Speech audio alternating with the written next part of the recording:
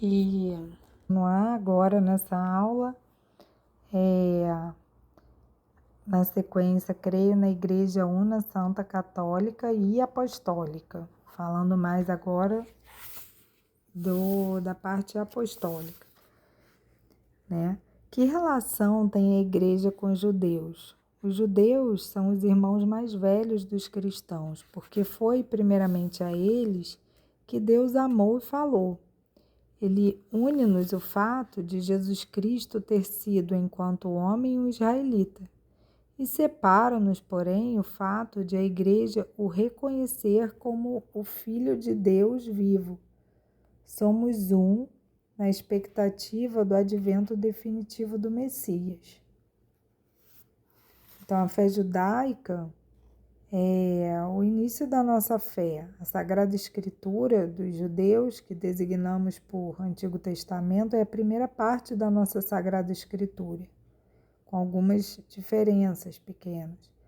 A antropologia judaico-cristã, cuja ética é cunhada pelos 10 mandamentos, constitui o fundamento das democracias ocidentais. Então, é vergonhoso que ao longo dos séculos tivesse havido cristãos que não admitiram a sua estreita afinidade com o judaísmo e, inclusivamente, com motivações pseudo-teológicas, atiçaram um ódio aos judeus suficientemente imortal. Por ocasião do Ano Santo de 2000, o Papa João Paulo II pediu expressamente perdão por essas situações. E o Concílio Vaticano II deixa claro que aos judeus, enquanto povo, não deve ser atribuída uma culpa coletiva pela morte de Cristo na cruz. Como vê a Igreja as outras religiões? A Igreja respeita tudo o que de bom e verdadeiro tem as outras religiões. Ela estima e apoia a liberdade de religião como um direito humano. E o que é essa liberdade de religião? É o direito de cada pessoa a seguir a própria consciência na escolha e no exercício da religião. É o reconhecimento da liberdade de religião não diz expressamente que todas as religiões são iguais ou que são identicamente verdadeiras. No entanto, a Igreja sabe que Jesus Cristo é o único Redentor da humanidade. Só Ele é o caminho, a verdade e a vida. Então, quem incessantemente procura Deus está próximo de nós, cristãos. Existe um especial grau de afinidade com os muçulmanos. Tal como o judaísmo e o cristianismo, também o islamismo pertence ao monoteísmo. Os muçulmanos adoram igualmente a Deus Criador e veneram Abraão como pai da sua fé. Para o Corão, Jesus é um grande profeta e Maria, sua mãe, é uma mãe profetisa. A Igreja ensina que todas as pessoas que, sem culpa própria, desconhecem Cristo e a sua Igreja, mas buscam Deus de coração sincero e seguem a voz da própria consciência, podem alcançar a salvação eterna. Quem, porém, sabe que Jesus Cristo é o caminho, a verdade e a vida, mas não o quer seguir, não encontrará a salvação em outros caminhos. É isso que significa a frase em língua latina extra ecclesiam nulla salus. Fora da igreja não há salvação. Por que se chama a Igreja apostólica? A Igreja chama-se apostólica porque ela, fundada sobre os apóstolos, baseia-se na sua tradição e é guiada pelos seus sucessores. Jesus chamou os apóstolos como seus colaboradores mais próximos. Eles eram as suas testemunhas oculares. E após a ressurreição, ele lhes apareceu reiteradas vezes. Deu-lhes o Espírito Santo e enviou-os ao mundo como seus mensageiros plenipotenciários. Então, na igreja jovem, eram a garantia da unidade da igreja. E, através da imposição das mãos, eles transmitiram aos seus sucessores, os bispos, o seu envio e os seus plenos poderes. E assim foi até hoje. Esse processo é designado por sucessão apostólica. E quem eram esses apóstolos? Os 12 apóstolos. Primeiro, Simão, chamado Pedro, e André, seu irmão, Tiago, filho de Zebedeu, e João, seu irmão, Filipe e Bartolomeu, Tomé e Mateus, o publicano, Tiago, filho de Alfeu, e Tadeu, Simão, o cananeu, e Judas Iscariotes, que foi quem o entregou. Segundo Bento XVI, a igreja jamais se deve contentar com aquelas pessoas que ela já alcançou num dado momento e dizer que os outros estão bem assim. Os muçulmanos, os hindus e assim por diante. A igreja não se pode retirar comodamente dos limites do seu ambiente.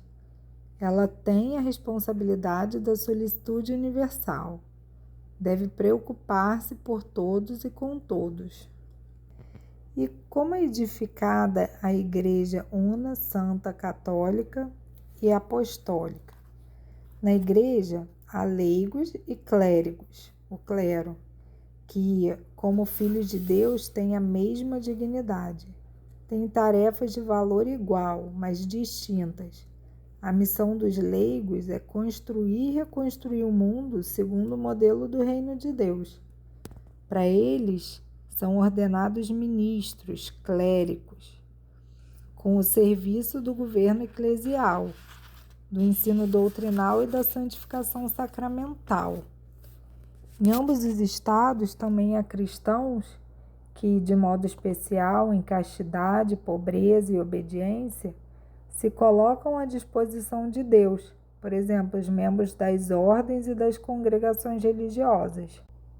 Cada cristão tem a missão de testemunhar o Evangelho com a própria vida, mas Deus percorre com cada pessoa um caminho próprio. A uns envia como leigos, para construírem o reino de Deus no meio do mundo, numa família e com uma profissão. Para isso, concede-lhes no batismo e na confirmação todos os dons do Espírito Santo necessários.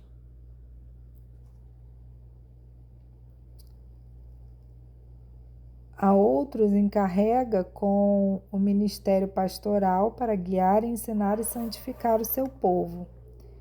Ninguém pode reclamar a si esta missão, pois é o próprio Senhor que os envia e dá, mediante o sacramento da ordem, a sua força divina para o caminho, para no lugar de Cristo atuar e celebrar os sacramentos.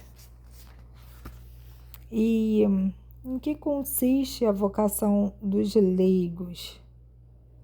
Os leigos, eles são enviados para se comprometerem na sociedade, para que o reino de Deus possa crescer no mundo. Então, um leigo não é um cristão de segunda classe, porque ele participa do ministério sacerdotal de Cristo, sacerdócio comum dos fiéis. Ele empenha-se para que as pessoas do seu meio, do seu entorno, escola, na faculdade, na família, na profissão, aprendam a conhecer e a amar Cristo. Ele cunha com a sua fé a sociedade, a economia e a política. Ele promove a vida eclesial assumindo ministérios como o acolitato e o leitorado, disponibilizando-se para dirigir grupos e aderindo aos movimentos e conselhos eclesiais, por exemplo, os conselhos paroquiais, pastoral ou econômico. Também os jovens devem refletir seriamente sobre o lugar em que Deus os quer.